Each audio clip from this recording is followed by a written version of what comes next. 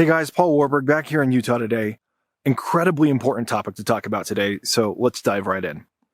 Today I want to talk about something that I honestly should have been talking about 2 years ago, but that I didn't fully realize at the time. As they say, hindsight is 20/20, and now after over 2 years of studying the war in Ukraine and everything that is going on the Ukrainian side and on the Russian side, I think we're ready to talk about this. If you clicked on this video, you no doubt saw the title, which was an incredibly bold title about how the West can guarantee a Ukrainian victory over Russia. And I want to say at the forefront that I know that is bold language, but that is not an exaggeration. That is very precise language that I chose intentionally because I believe it is true. And that's what I want to talk about in today's video. Now, to be even more precise, I want to be clear that I am not saying that a Ukrainian victory over Russia is guaranteed, but rather that a Ukrainian victory over Russia can be guaranteed. And there is an important difference between the two things. If a Ukrainian victory is guaranteed, that means there is nothing that has to be done, and that outcome will eventually unfold on its own. If a Ukrainian victory can be guaranteed, it means that there are still specific steps that must be taken, but if those steps are taken, they will lead to victory. And that is based on the cold, hard, verifiable facts on the ground. So let me start by explaining the basis of the logic, which is agreed upon by virtually every military analyst who is writing on the war in Ukraine. And that is that the war in Ukraine is a war of attrition. What that means is that the ultimate victor of the war in Ukraine will be the country that can take the most punishment for the longest period of time. If Ukraine can outlast Russia in terms of manpower, in terms of equipment, in terms of weapons, in terms of resources, Ukraine will defeat Russia. And vice versa, if Russia can outlast Ukraine in terms of manpower, equipment, etc., they will defeat Ukraine. Now, if you study this war, and I don't care if you're reading a source from the Ukrainian perspective or from the Russian perspective, you will find that that is often the core of the argument. Eventually, one of these countries will break, and to the victor goes the spoils. And if you watch the war, you can see this playing out on the battlefield in the way that the war is being conducted. Right now, there's a largely stagnant front line, except for some things that are going on in Kursk. But for most of the war, there's been a largely stagnant front line where Ukraine and Russia have been trading blows. And for the most part, Russia has been taking the brunt of the blows. Russia has been the one attacking Ukrainian positions, and it takes a lot more men to attack positions than it takes to defend positions. So we have seen, generally speaking, far more Russian casualties than we have seen Ukrainian casualties, particularly in places like Bakhmut early on in the war, but also within the past 2 weeks of the war, where Russia has been on the offensive, and they have taken 2 weeks consecutively, each week, the most casualties they have taken of the entire war. What you will also see is large barrages of drones going one way or going the other way, basically trading blows, trying to utilize equipment and take out small portions of the enemy one little bit at a time, so that hopefully, eventually, the enemy as a whole, their ability to fight breaks down, and holes begin to get exposed on the front line, and they can be exploited. So that's the setup for today, and historically speaking, there is an important precedent for this type of war, which is World War I. In World War I, what ultimately happened is the front lines were locked in place for several years, but eventually on the German side, industry and morale and everything all kind of started to break down at once. And a war that had been locked in place for several years basically broke down into a catastrophic defeat in a matter of just a couple of months. And what we are looking for in the war in Ukraine is what side is going to get to that catastrophic defeat to end the war that's been going on for several years in a matter of a couple of months. Importantly, that is the most likely victory condition, and that should inform the way we look at everything that happens in the war in Ukraine. So for example, if you see Russia slowly taking positions from Ukraine over months or years at an extreme cost, that is not an indicator that Russia is winning the war. It is an indicator that Russia is making slow and consistent progress.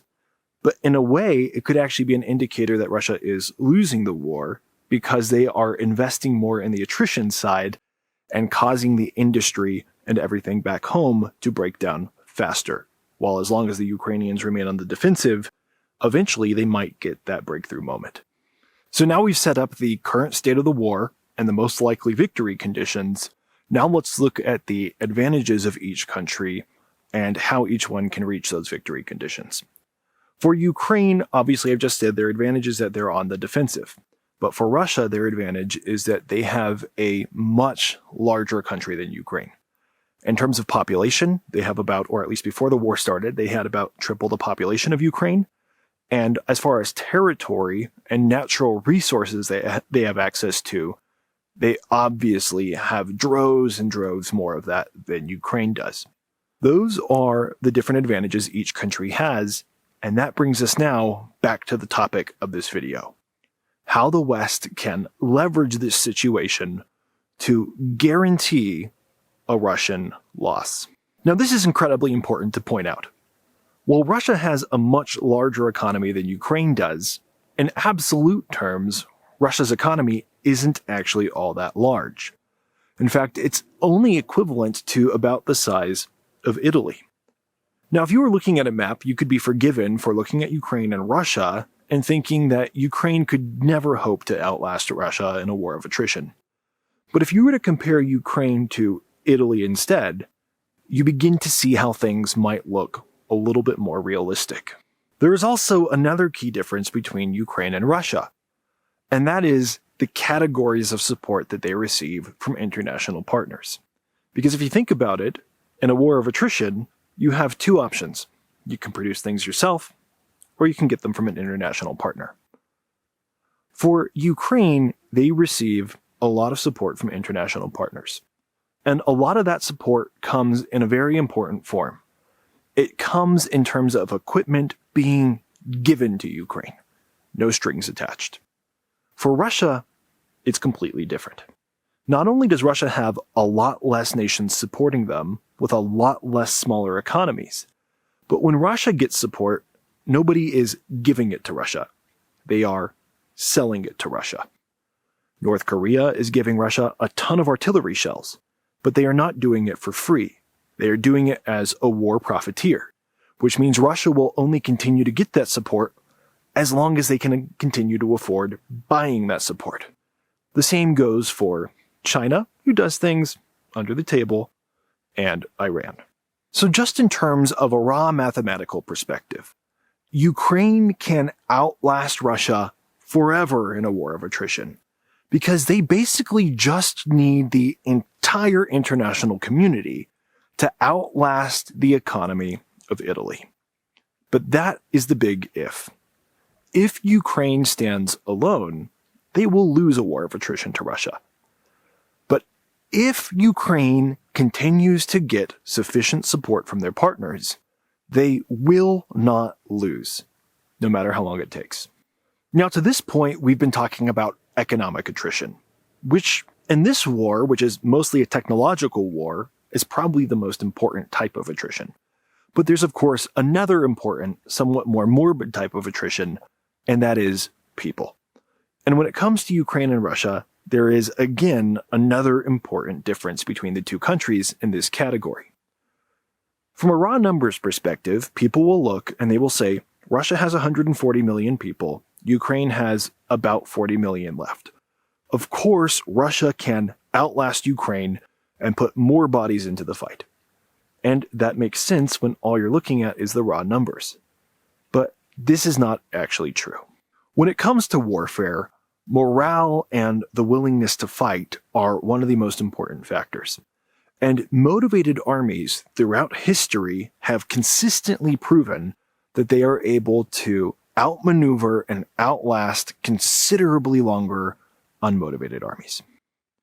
When it comes to Ukraine and Russia, there's a key difference there right off the bat. Ukraine is defending its territory, Russia is attacking Ukraine's territory. For every Ukrainian citizen, or nearly every Ukrainian citizen, the reason to fight is implicit. It's there. Nobody has to convince them. Even if they personally don't want to fight, if they find themselves on the front line, they understand it's a good cause, even if they themselves don't want to be at risk. On the Russian side, it is completely different. Most Russians probably do not care about capturing more territory from Ukraine. And that has proven itself out by the fact that Vladimir Putin is very much struggling to recruit new soldiers. Russia has had to increase salaries for soldiers to some astronomically high levels, and even so, they still struggle to hit recruitment numbers. All that to say, Russia cannot muster its large population against Ukraine. Because they know if they conscript people and force them to fight, those people are far more likely to rebel against Russia than they are to go to war with Ukraine if things reach that point. For Ukraine, they can leverage a much higher percentage of their population. So on the manpower and personnel front, Ukraine can probably almost certainly still outlast Russia. Now that point might be surprising to some, so I want to probe it a little bit longer and also address an elephant in the room. A lot of people will say, well, yeah, but we see headlines all the time coming out of Ukraine talking about how Ukraine has to do pretty desperate things to recruit soldiers. And it seems that the Ukrainian people are losing some of their will to fight. And that is probably true. And it's not surprising because they've been fighting a war for over 2.5 years. A very intense, very exhausting war. But there's something to note here. We see these reports from the Ukrainian side frequently because Western reporters have access to Ukraine. They can go and talk to Ukrainian people. They can get the stories from Ukrainian people. They can't go behind the lines in Russia and conduct the same types of interviews. So given all these things that I've just noted, if Ukrainian morale is low, how much lower do you think Russian morale is? It's also important to note that the most dramatic types of stories catch our attention the most. But just because dramatic stories exist in Ukraine doesn't mean that those are indicative of the entire population. And consistently, surveys show that the vast majority of Ukrainians still want to continue fighting against Russia until Russia is defeated. They do not want to live under Russian rule, and that brings us to another point that I want to make. A lot of Westerners will go in interviews and talk about how terrible the war is and how we just need to end the war at any cost. And as a Westerner looking on, sometimes I feel the same way. It is sad to see all these people dying. We just want to end it. But the people that you should ask if they want to stop dying are the people who are actually doing the dying. Not the people observing from the other side of the world who aren't fighting for their country or their future or their children. Now, my perspective on this has definitely been honed throughout the war, because this July I experienced this firsthand when I had a cousin, an American soldier, volunteer to go to Ukraine to lead Ukrainian soldiers who was ultimately killed. And I had to think that through, and I had to come to the conclusion that his life was his to give. I couldn't decide that he shouldn't give his life. He had to make that choice for him. And yet what a lot of Westerners will do is they will look at the war in Ukraine and try to make that choice for Ukrainians. They will say, if you continue to fight, you will lose a lot of people. We don't think you should do that. So we are going to stop giving you aid so that you don't continue to fight. Instead of doing that, the question that we should be asking to the Ukrainians is, how long are you willing to fight? And then the question we should be asking ourselves is, how long are we willing to support you in that fight? So what have we shown in this video so far? Well, first we've shown this is a war of attrition, and the side that can outlast the other will be the side that wins.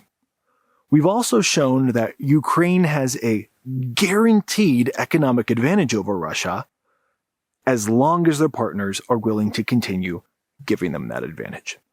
And we've also shown how, at a practical level, Ukraine does have a manpower advantage over Russia, despite the fact that Ukraine is a smaller nation.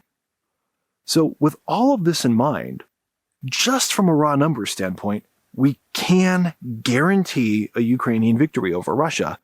And we haven't even started discussing tactical discussions like how Ukraine could break the Russian will to fight if they were given the ability and the permission to use Western weapons against Russian military targets on Russian territory. What is currently happening is, unfortunately, the opposite. A lot of Western nations are choosing to stop supporting Ukraine because apparently they don't want to do the hard work of outlasting an economy the size of Italy. You could look at this as if you were running a marathon, and for 22 miles, you told yourself you couldn't finish it, but you somehow made it to the 22-mile mark. And then at the 23-mile mark, you give up really close to the finish because you didn't believe you could finish it, when obviously, if you got this far, you could go the extra 3 miles. So that covers how we can guarantee a Ukrainian victory. The only question left is should be. Because in America, a lot of the discussion forever, as long as I've been alive, has always been, yeah, we can do anything in the world, but why should we? It's not our problem. Why should we support Ukraine? Well, there's a simple reason why we should. And that's because we told them that we would do so. Back in the 1990s, the United States, Ukraine, and Russia signed something called the Budapest Memorandum, where Ukraine gave up its nuclear missiles, its defense from an invasion, to Russia, in exchange for security guarantees from the United States and Russia, which said and implied, among other things, that if Ukraine's territorial integrity was ever assaulted, we would support them. Now, unfortunately, this was a memorandum, and this document was made intentionally vague enough that you could argue we do not have a legal obligation to defend Ukrainian territory. And yet, if you read the document for yourself, you can clearly see that the understood intention behind it was that America was saying they would protect Ukraine if anybody ever violated their borders. Ironically, Russia said the same thing. And here we are today. This then is not so much a case of legal obligations, but are we as a country a people of our word? Ukraine gave up its missiles because they were counting on us. And they are now being attacked. And we are backing off. And the question we have to ask ourselves is, as a country, do we want to be the most powerful nation on earth, with all the rights and responsibilities that come with that? Or do we just want to merely be the most prosperous nation on earth? And those are two different things. Let's finish off with this important thought. You might not know that everything I said in this video is true. And that's fine. I understand that. But you know who does know that everything I've said in this video is true? Vladimir Putin. That is why Vladimir Putin's strategy right now is to threaten the West as much as possible. Just this past week, Vladimir Putin conducted yet another ballistic missile test intended to show off Russia's nuclear capability right before the US election. In other words, he is trying to scare us into not doing anything, because he believes that we are weak enough to be scared into inaction. It is only up to us to prove to him whether or not that is true, based on the actions we take from today forward. But however you look at it, if we commit ourselves to this fight, we can guarantee a Ukrainian victory. And the only question is, will we? World War I seemed like a hopeless war for a long time. A lot of people were suffering, a lot of people were dying, a lot of people wanted to give up. But eventually, German industry broke down. And very shortly behind it, the German front line broke as well. All it took was for people to keep their foot on the gas long enough for the war of attrition to play out the way that the math said it would play out from the beginning. Right now, Russian industry and the Russian economy is breaking down in a similar way. For more on that though, check out these other videos on screen where I've already covered that in depth. Thanks for watching, guys. I'll see you on the next one.